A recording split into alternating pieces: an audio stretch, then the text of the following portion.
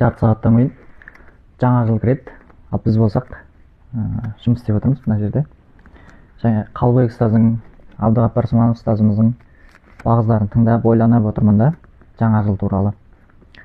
Бұл жаңа жыл деген әлемдегі ең күнәнің көп жасалатын түн екен. Бұл жаңа жыл түні деген, жалпы жаңа жыл күні осы 31 желтоқсан.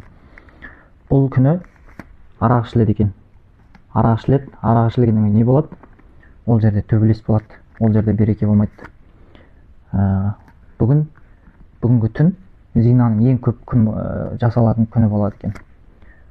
Бүгінгі түнде көптеген қыздардың арынан айырылады екен.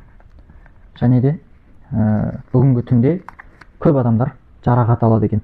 Осы 31 желтоқсанда барлығы салют атамыз деп, салюттың кесірінен жарақат алады екен.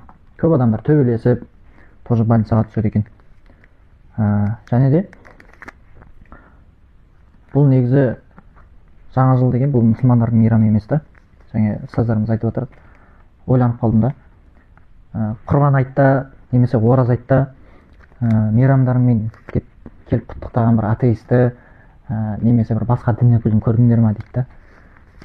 Расымен да біз мұсылмандар ғана осы мейрамды тойлатып жүрміз да бізде. Негізі бұл мұсылмандар тойлататын мейрам емес дейді да. Мұсылмандар қағбаны айналып құлшылық етеді дейді. Ал біз болсақ шыршаны айналып жүрміз дейді да.